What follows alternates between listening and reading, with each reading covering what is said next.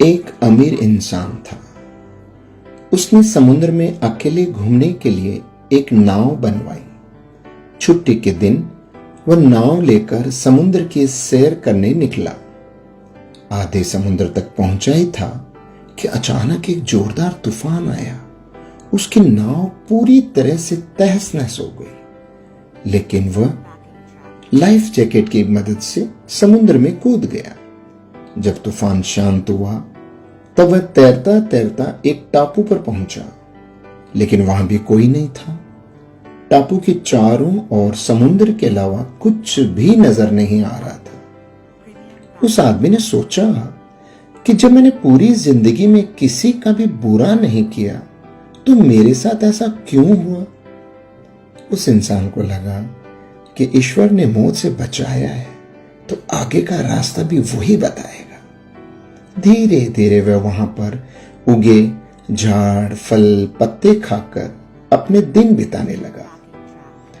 अब धीरे धीरे उसकी आस टूटने लगी। ईश्वर पर से उसका यकीन उठने लगा। फिर उसने सोचा कि पूरी जिंदगी यही इस टापू पर ही बितानी है तो क्यों न एक झोंपड़ी बना लूं।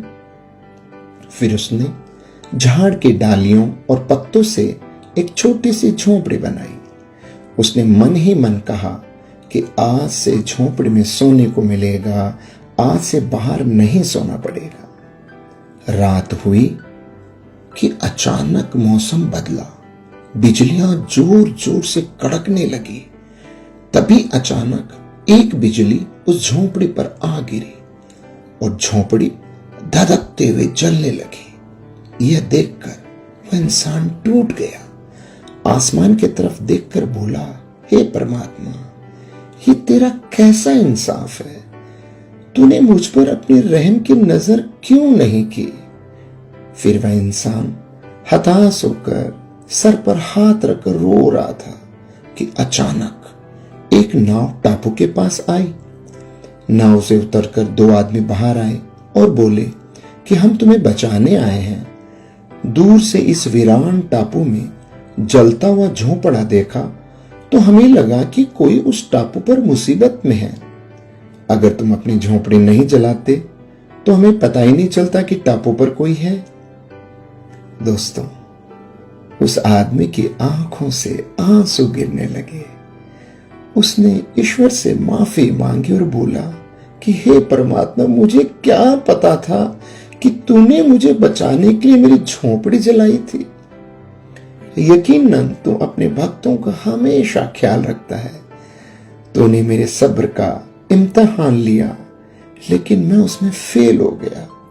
मुझे माफ कर दीजिए। दोस्तों, ईश्वर अपने भक्तों से दूर नहीं है। उसे सब पता है कि अपने भक्तों को कब और कैसे देना है। उसकी रहमतों की बरसात तो हर पल हर घड़ी 24 घंटे हो रही है।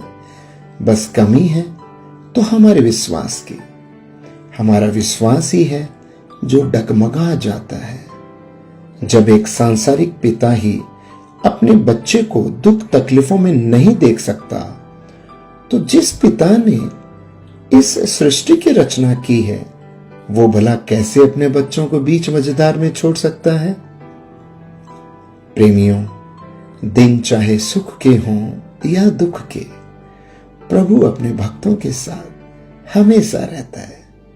राधे राधे।